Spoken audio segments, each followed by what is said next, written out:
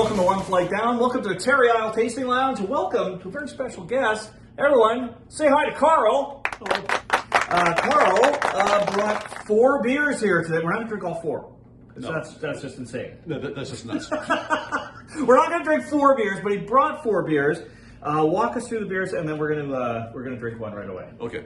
All these are from Kilter from Winnipeg, Manitoba. This first one here is called Raw Amber. It's raw. It's based on the Raw Almond restaurant, which pops up in the Winnipeg Forks every year, where they used to put it on the river. Yeah. And now it's kind of like not on the ice. You're not eating your dinner on the ice anymore. Just in the snow still. Yeah.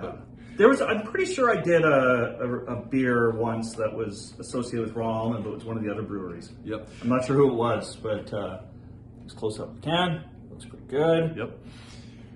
Let's have a look at the back of it here. Amber lager, smooth, malty, toasty. 5% alcohol per volume, and it has not only Kilter's logo but also a Raw Almond's logo on it. Cool, very cool. Now, Raw Almond, for those of you who don't live in Winnipeg, even if a lot of people here who don't really know all the details on it, it's really, really expensive. Yeah, like that's like I think it's like a $300 meal or something like that. I think this is the closest we're going to come to a Raw Almond. Probably, yeah. Unless we win the lottery. All right. So what's next? So up next is Kilter's dark mulled spiced dark ale. Ooh. So I've had this before. Quite nice. Spiced dark ale, warming and aromatic, infused with cinnamon, nutmeg, clove, ginger, and citrus peel. Ooh. And 4%. Oh, nice. So I just assumed that was going to be like a really strong, just because it sounds like something that would be strong, like a mulled wine, I guess, or whatever. Yeah, it's something you would maybe do for the holidays if you're not drinking that much. Fair, yeah, that sounds pretty good. I've not even heard of that one. Like I knew they did this collab, I've never even heard of this one. So okay, number three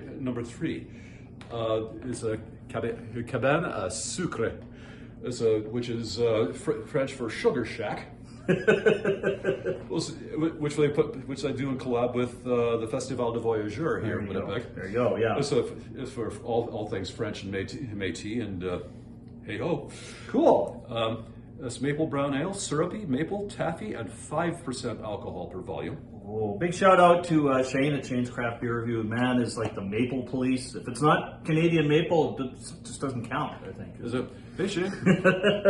Yeah, okay, that sounds fantastic. And the final one, which I had to get because it's the most fun, at least I think it is.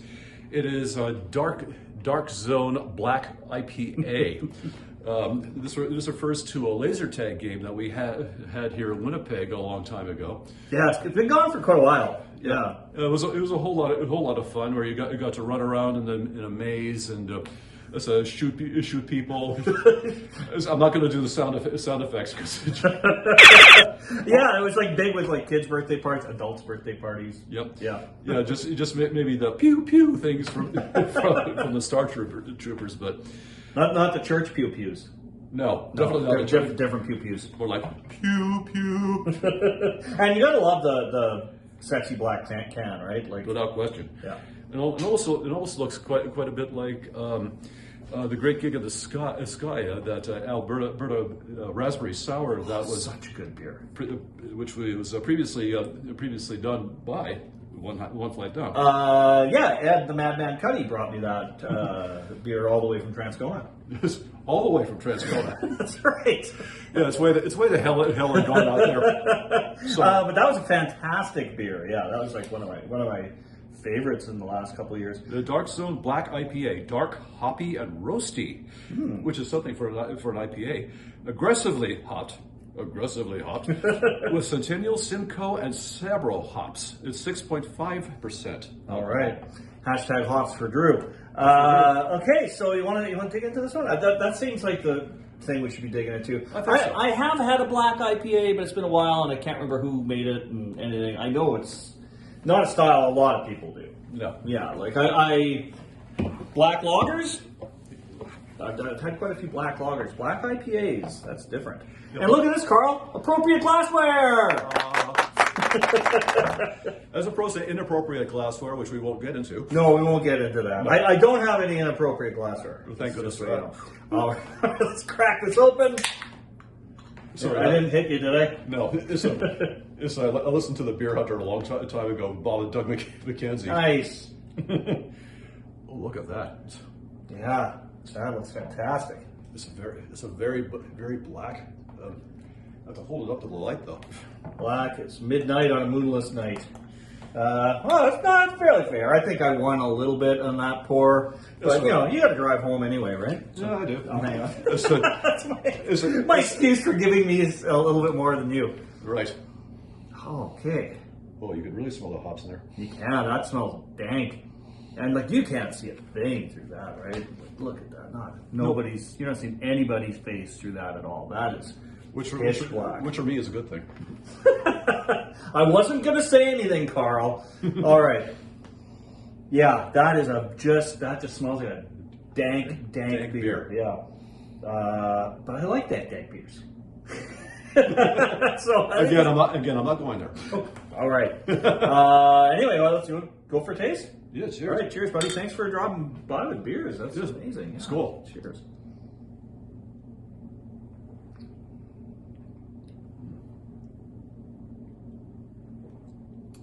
Ooh. Mm. All right. Nice balance to that. I like that a lot. It's not. I mean, there's a bitterness, but it's not really on the back end too much. It goes down pretty smooth. It has a bit of a maltiness to it too. It does, which is weird. Yeah. That's a really nicely balanced beer. Yeah. Like a lot of time you get these IPAs and you don't really get that malty side of it as much, right? But yeah, it's a spring or autumn beer, I think. Yeah, it's pretty full body, like a medium to full body beer. Like it's not something you're just gonna pound back. You're gonna sip this one pretty slowly, I think. Yeah, because 6.8%. So ooh, that's right. Yeah, there you go. Yeah, 6.5. 6.5. Yeah, and it's vegan friendly. So there you go. Are we vegan friendly? I don't know. I mean, this beer is. If we just switched and only drank this. That's maybe the rest of our lives, we could, and never, ate food and just consumed this. That would be fine. Listen, I know plenty of vegans, and I'm pretty friendly with them. So. Oh, there you go. Yes. And they'd approve you drinking this, or they'd say, "Why aren't you saving that for me?" That is true. Anyway, skål again. Mm. That is very smooth. That is a slick, smooth beer. Oil slick almost. Almost with the color, yeah. And like a nice lacing on the glass. You can see that. That's just like, nice looking beer. I think this one was fantastic. It was this, and you were at the brewery, right? That's where you picked these up. So these are all pretty fresh cans, I would think. Mm-hmm. Yeah. Yep, Kilter always does pretty solid beers, I think. Yeah, I'm a big fan of their IPAs. This one's a lot different from their other ones. Definitely.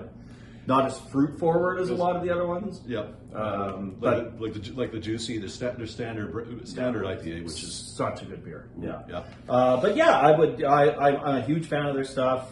This one's a little different from what I normally just would associate with their beer, but I like it. It's really good. I mean, Kilter rarely lets me down. Yeah. I even sometimes like their sours. So there we go. All right. All right, cheers, Karl. Thanks for dropping by with beers. You're very welcome. And thank you very much for inviting me. No problem. Well, you had beer. That's the key, folks. If you got beer, come on over.